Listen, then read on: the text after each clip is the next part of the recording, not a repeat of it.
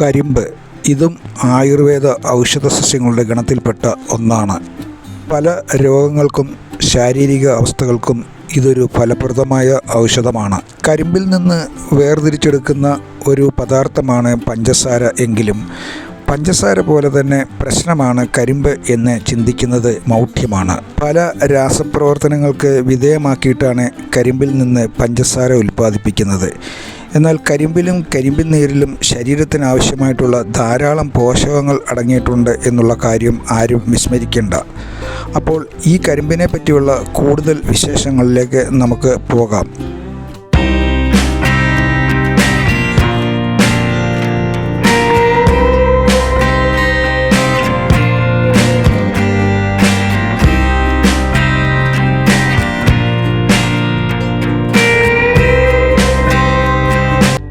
എല്ലാവർക്കും നമസ്കാരം. ഇന്ന് ഞാൻ നിങ്ങളോട് പറയുന്നത് കരിമ്പിനെ പറ്റിയാണ്. ഇംഗ്ലീഷിൽ ഇതിന് ഷുഗർ കെയിൻ എന്ന് പറയുന്നു. പോഷക സമൃദ്ധമായ ഒരു നല്ല ദാഹശമനിയാണ് കരിമ്പിൻ ജ്യൂസ്. ഇത് പോയേസി അതായത് ഗ്രാമിനെ സസ്യകുടുംബത്തിൽപ്പെട്ട പുല്ലുവർഗത്തിൽപ്പെട്ട ഒരു സസ്യമാണിത്. ഇതിൻ്റെ ശാസ്ത്രനാമം സക്കാരം ഒഫീസനാരം ലിൻ എന്നാകുന്നു. സംസ്കൃതത്തിൽ ഇതിനെ ഇഷു, ഗാന്ധിരി, രസാല, ഇഷുക എന്നൊക്കെ പറയുന്നു. ചരക സംഹിതയിൽ മൂത്രവർദ്ധക ദ്രവ്യമായി കരിമ്പിനെ വർണ്ണിക്കുന്നു. വളരെ അതിപുരാതന കാലം മുതലേ മനുഷ്യർ കരിമ്പ് ഉപയോഗിച്ചിരുന്നു എന്ന് ചരിത്രം പറയുന്നു. BC 800 അടുത്ത് ന്യൂ ഗിനിയയിൽ നിന്നും സോളമൻ ചക്രവർത്തി ന്യൂ ഹൈബ്രൈഡ് ദ്വീപസമൂഹങ്ങളിലേക്ക് കരിമ്പ് കൊണ്ടുവന്നതായി ചരിത്രത്തിൽ കാണുന്നു. അതിനുശേഷം BC 600 ഇത് ഇന്തോനേഷ്യ, ഫിലിപ്പീൻസ്, ഉത്തരേന്ത്യ തുടങ്ങിയ സ്ഥലങ്ങളിലേക്ക് വ്യാപിച്ചു. അലക്സാണ്ടറുടെ ഇന്ത്യൻ ആക്രമണ സമയത്ത് തേനീച്ചയിൽ നിന്നല്ലാതെയുള്ള ഒരുതരം തേൻ ലഭിച്ചിരുന്നതായി ചരിത്രം പറയുന്നു. ഇത് കരിമ്പിൽ നിന്ന് ഉൽപ്പാദിപ്പിക്കുന്ന അസംസ്കൃത ശർക്കര ആയിരിക്കണമെന്ന് പരാമർശിക്കുന്നു. ഈ പഞ്ചസാരയും മൈദയുമൊക്കെ വെളുത്ത പോയിസൺ എന്ന് പല ചാനലുകളിൽ കൂടിയൊക്കെ ചിലർ ഓമനപ്പേര് ചേർത്ത് വിളിക്കുമ്പോൾ നാം ചിന്തിക്കും, കരിമ്പിൽ നിന്നാണല്ലോ പഞ്ചസാര ഉണ്ടാക്കുന്നത്, അപ്പോൾ പഞ്ചസാര പോലെ ദോഷവശങ്ങൾ ഈ കരിമ്പിനും ഉണ്ടാകും എന്നൊക്കെ. എന്നാൽ കരിമ്പിൽ നിന്നും വേർതിരിച്ചെടുക്കുന്ന ശർക്കരയെ വീണ്ടും രാസപ്രവർത്തനങ്ങൾക്ക് വിധേയമാക്കി വെളുപ്പിച്ചെടുക്കുന്നതാണ് ഈ പഞ്ചസാര. ഇങ്ങനെ വെളുപ്പിക്കാൻ പല രാസപദാർത്ഥങ്ങളും ചേർക്കേണ്ടി വരുന്നു.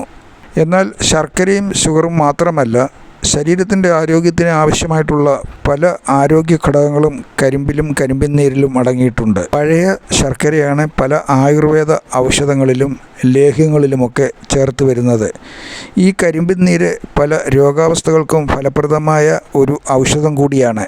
രക്തസ്രാവം, മഞ്ഞപ്പിത്തം, കഫം, അഗ്നിമാന്ദ്യം, ആമാശയവ്രണം, ക്ഷീണം എന്നിവയൊക്കെ അകറ്റുന്നു. മാത്രമല്ല വേനൽക്കാലത്ത് ക്ഷീണമകറ്റി ഉണർവും ഉന്മേഷവും നൽകുന്ന ഒരു ഒന്നാന്തരം ദാഹശമനി കൂടിയാണ് ഈ കരിമ്പിൻ ജ്യൂസ്. ഇതിൻ്റെ പച്ച സ്വാദ് മാറാനും കൂടുതൽ രുചികരമാക്കാനും ഇഞ്ചി, ചെറുനാരങ്ങ നീര് എന്നിവ ക്രമത്തിൽ ചേർത്താൽ വളരെ നന്നായിരിക്കും. കരിമ്പിൻ്റെ തണ്ടുകൾ ചതച്ച് പിഴിഞ്ഞെടുക്കുന്ന നീരിൽ നിന്നും എടുക്കുന്ന നിത്യോപയോഗ ഉൽപ്പന്നങ്ങളാണ് പഞ്ചസാരയും ശർക്കരയും കൽക്കണ്ടവും. നീര് എടുത്തതിന് ശേഷം ഉണ്ടാകുന്ന ചണ്ടി കാലിത്തീറ്റയായിട്ട് നമുക്ക് ഉപയോഗിക്കാം. അതുപോലെ തന്നെ കരിമ്പിൻ നീര് ചൂടാക്കി ശർക്കര ഉണ്ടാക്കുമ്പോൾ തീ കത്തിക്കാനായിട്ടുള്ള ഇന്ധനമായിട്ടും ഈ കരിമ്പിൻ ചണ്ടി ഉപയോഗിക്കുന്നു. കരിമ്പിൻ്റെ നീര് പിഴിഞ്ഞെടുത്തതിന് ശേഷം അവശേഷിക്കുന്ന ഈ ചണ്ടിയിൽ തേനീച്ചകൾ വന്ന് ഇത് ഉപയോഗിക്കാറുണ്ട്. അപ്പോൾ നമ്മൾ പറഞ്ഞതുപോലെ കരിമ്പിൻ നീരിൽ നിന്നുമാണ് പഞ്ചസാര എടുക്കുന്നത്. കരിമ്പിൻ നീര് തിളപ്പിച്ച് വിവിധ പ്രക്രിയയിലൂടെ ക്രിസ്റ്റൽ രൂപത്തിലാക്കുന്നു. ആദ്യം ഇതിന് ഇരുണ്ട രൂപമാണ് ഉള്ളത്. ഇതിനെ വെളുപ്പിച്ചെടുക്കാനായിട്ട് വിവിധ രാസവസ്തുക്കൾ ചേർത്ത് ഇതിനെ സംസ്കരിക്കുന്നു. കരിമ്പിൻ നീരിൽ നിന്ന് എടുക്കുന്ന ശർക്കര പല ആവശ്യങ്ങൾക്കായിട്ട് എല്ലാ രാജ്യങ്ങളും ഉപയോഗിക്കാറുണ്ട്. ഈ ശർക്കര എന്ന പേര് സംസ്കൃത വാക്കാണ്. കരിമ്പിൻ നീര് ഉപ്പും കുമ്മായവും ചേർത്ത് കട്ടി പിടിപ്പിച്ച് ഉരുട്ടിയെടുക്കുന്നതാണ് ഉണ്ട ശർക്കര, അതായത് അച്ചു ശർക്കര. ഇന്ന് ലോകത്തിൻ്റെ വിവിധ ഭാഗങ്ങളിൽ ശർക്കര പല ആഹാര വസ്തുക്കളിലും പലഹാരങ്ങളിലും മിഠായി, ലേഹ്യം തുടങ്ങിയ ആവശ്യങ്ങൾക്കുമായിട്ടൊക്കെ ഉപയോഗിക്കുന്നു.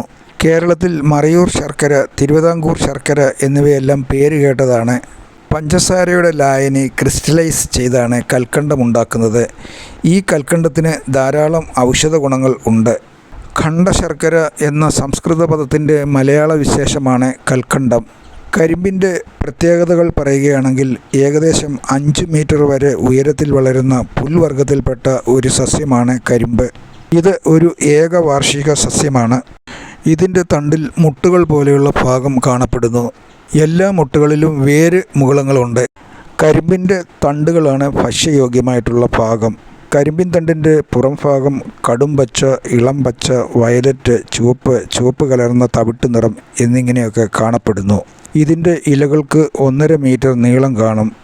ഇതിൻ്റെ ഇലകൾ പരുവരുത്തതും ദീർഘാകാരത്തോടു കൂടിയതും അഗ്രം കൂർത്തതുമാണ്. ഇതിൻ്റെ ഇലയുടെ അഥവാ ഓലയുടെ പുറംഭാഗവും അഗ്രഭാഗങ്ങളും ലോലമായ അരം പോലെ ഉള്ളതാണ്. വശക്കേടിൽ ശരീരത്തിൽ ഉരസിയാൽ ശരീരം മുറിയുകയോ പാടുകൾ ഉണ്ടാവുകയോ ചെയ്യുന്നതാണ്. ഇതിൽ പുഷ്പങ്ങൾ ഉണ്ടാകാറുണ്ട്. പുഷ്പങ്ങൾക്ക് വെള്ള നിറമാണ്. കരിമ്പിൻ വിത്തുകൾ വളരെ അപൂർവമായേ ഉണ്ടാകാറുള്ളൂ. പാകമെത്തിയ വിത്തുകൾക്ക് മഞ്ഞ നിറമാണ്. ഭാരതത്തിൽ വ്യാവസായികമായി വളരെയധികം കൃഷി ചെയ്യുന്ന വിളയാണ് കരിമ്പ്. ഇനി കരിമ്പിലെ ഔഷധ ഘടകങ്ങൾ എന്തൊക്കെയാണെന്ന് നമുക്ക് നോക്കാം. ഘടനാപരമായി പഞ്ചസാര എന്നത് പറയുന്നത് കാർബോഹൈഡ്രേറ്റ് ആണ്. മോണോഹൈഡ്രേറ്റുകളായ ഗ്ലൂക്കോസ്, ഫ്രാക്ടോസ് അതുപോലെ സൂക്രോസുമൊക്കെ ഈ പഞ്ചസാരയിലുണ്ട്. അപ്പോൾ മൊത്തത്തിൽ ഈ കരിമ്പിൽ പഞ്ചസാര, lignin, pentosans, calcium oxalate, sucrose, cellulose, starch, ധാരാളം ആൻറ്റി ഓക്സിഡൻറ്റുകൾ അതുപോലെ തന്നെ വൈറ്റമിനുകൾ എന്നിവയൊക്കെ ഇതിൽ അടങ്ങിയിരിക്കുന്നു. പഞ്ചസാര ലായനി ക്രിസ്റ്റലൈസ് ചെയ്താണ് കൽക്കണ്ടം ഉണ്ടാക്കുന്നത്. കരിമ്പിൻ നീരിൽ നിന്നും പഞ്ചസാര വേർതിരിച്ചെടുക്കുമ്പോൾ കിട്ടുന്ന ഒരു കൊഴുത്ത ലായനിയാണ് മൊളാസിസ്. ഇത് പുളിപ്പിച്ച് പലഹാരങ്ങളിലും അതുപോലെ മറ്റു ലഹരി പദാർത്ഥങ്ങളൊക്കെ ആയിട്ടും ഉപയോഗിക്കുന്നു. ഇതിൽ എത്തനോൾ, അതായത് പ്യുവർ ആൽക്കഹോൾ, ഡ്രിങ്കിങ് ആൽക്കഹോൾ എന്നിവയൊക്കെ അടങ്ങിയിട്ടുണ്ട്. വ്യാവസായികമായി ഇന്ധനത്തിനും ഒക്കെ ഈ എത്തനോൾ ഉപയോഗിക്കുന്നു. ബ്രസീലിൽ കരിമ്പിൻ നീരിൽ നിന്നുണ്ടാക്കുന്ന ഈ എത്തനോൾ വാഹനങ്ങൾക്ക് ഇന്ധനമായിട്ട് ഉപയോഗിക്കുന്നു എന്ന് പറയപ്പെടുന്നു. മൊളാസിസിൽ അടങ്ങിയിട്ടുള്ള അമ്ല ഘടകത്തിൽ അഗോണറ്റിക്, സിട്രിക്, സ്കസ്നിക്, മെസ്കോണിക്, മാലിക്, നൈട്രോജനിക് യൗഗികങ്ങൾ, ക്ലോറോഫിൽ, സൈറ്റോസിൽ, അന്തോസയാനിൻ, ഒരു ആൻറ്റി ട്യൂമർ ഘടകം എന്നിവയൊക്കെ അടങ്ങിയിരിക്കുന്നു. ഇനിയും ഈ കരിമ്പിൻ്റെ ഔഷധ പ്രയോഗങ്ങൾ എന്തൊക്കെയാണെന്ന് നമുക്ക് നോക്കാം. കരിമ്പിൻ നീര് പിത്തം ശമിപ്പിക്കുന്നു, മേധസ്സും കഫവും വർദ്ധിപ്പിക്കുകയും ചെയ്യുന്നു. കരിമ്പിൻ നീര് അമുക്കുരം, കൽക്കവും ചേർത്ത് വിധിപ്രകാരം കാച്ചിയെടുത്ത് പശുവിൻ നെയ്യുമായി ചേർത്ത് കഴിച്ചാൽ ക്ഷയരോഗം ശമിക്കും. കരിമ്പിൻ നീരും തേനും നെല്ലിക്ക നീരുമായി ചേർത്ത് കുടിക്കുന്നത് വിളർച്ച രോഗത്തിന് ഉത്തമമാണ്. മൂക്കിലൂടെയുള്ള രക്തസ്രാവത്തിന് കരിമ്പിൻ നീരും മുന്തിരി നീരും ചേർത്ത് നസ്യം ചെയ്താൽ മൂക്കിലൂടെയുള്ള രക്തസ്രാവം ശമിക്കും. മൂത്രതടസ്സം, മഞ്ഞപ്പിത്തം, രക്തപിത്തം തുടങ്ങിയ പ്രശ്നങ്ങൾക്ക് കരിമ്പിൻ നീര് ആവശ്യത്തിന് കുടിക്കുന്നത് മൂത്രതടസ്സം മാറാനും മഞ്ഞപ്പിത്തത്തിനും രക്തപിത്തത്തിനും ഉത്തമവുമാണ്. കരിമ്പിൻ്റെ നീര് ശരീരം തടിപ്പിക്കുന്നു, മൂത്രവും കഫവും വർദ്ധിപ്പിക്കുന്നു, മലത്തെ ഇളക്കും. വാതവും പിത്തവും ഉള്ളവർ ഊണിന് മുമ്പും കഫമുള്ളവർ ഊണിന് ശേഷവും കരിമ്പിൻ നീര് കഴിക്കുന്നത് ഉത്തമമാണ്. ഈ കരിമ്പിൻ നീര് കുടിക്കുന്നത് ആമാശയവ്രണം, അഗ്നിമാന്ദ്യം എന്നിവയെ മാറ്റുന്നു. കരിമ്പിൻ നീരിൽ ചെറുനാരങ്ങ നീര്, ഇഞ്ചി നീരോ ചേർത്ത് കഴിച്ചാൽ ആമാശയവ്രണം, അഗ്നിമാന്ദ്യം എന്നിവ മാറും. എന്നാൽ ഈ കരിമ്പിൻ നീരിൻ്റെ ചില ദോഷവശങ്ങൾ: കരിമ്പിൻ നീര് അധികമായാൽ വാതം വർദ്ധിക്കും. കാരണം ഇതിന് ധാരാളം ശീതവീര്യമുണ്ട്. ശർക്കര ബലവർദ്ധകമാണ്. എന്നിരുന്നാലും അധികമായാൽ കാസം, ശ്വാസം, കഫം, കൃമി എന്നിവ ഉണ്ടാക്കുകയും ചെയ്യുന്നു. ഭൂമധ്യരേഖ പ്രദേശത്ത് വളരുന്ന കരിമ്പിൻ്റെ ജന്മദേശം ദക്ഷിണേഷ്യ, ദക്ഷിണ പൂർവേഷ്യ, ന്യൂ ഗിനിയ എന്നിവിടമാണ്. കരിമ്പ് ഏറ്റവും കൂടുതൽ ഉൽപ്പാദിപ്പിക്കുന്ന രാജ്യം ബ്രസീലാണ്. 2ാം സ്ഥാനം ഇന്ത്യയ്ക്കുണ്ട്. ഇന്ത്യയിൽ മിക്ക സംസ്ഥാനങ്ങളിലും കരിമ്പ് കൃഷി ചെയ്യുന്നുണ്ടെങ്കിലും ഉത്തർപ്രദേശ് ആണ് മുൻപിൽ നിൽക്കുന്നത്. മഴയും വെള്ളവും ലഭ്യമാകുന്ന എല്ലാ സ്ഥലങ്ങളിലും കരിമ്പ് വളരുന്നു. വളരെ ശ്രദ്ധ ആവശ്യം വേണ്ടുന്ന ഒരു കൃഷിയാണ് കരിമ്പിൻ്റേത്. കരിമ്പ് നടുന്നതിന് മുമ്പ് പലതവണ കൃഷിയിടം ഉഴുതുമറിക്കണം. ചൂടുകാലമാകുമ്പോൾ കരിമ്പ് നടാം. കരിമ്പിൻ്റെ വളർച്ചയുടെ ആദ്യ കാലഘട്ടത്തിൽ കൂടിയ താപനില ആവശ്യമാണ്. നല്ല തണ്ടുകൾ തിരഞ്ഞെടുത്ത് വരിയും നിരയുമായി വേണം നടേണ്ടത്. കരിമ്പിൻ്റെ തലപ്പും നടാനായിട്ട് തിരഞ്ഞെടുക്കാം. മണ്ണ് സാധാരണയായിട്ട് വാരം കോരിയാണ് കരിമ്പ് കൃഷി ചെയ്യുന്നത്.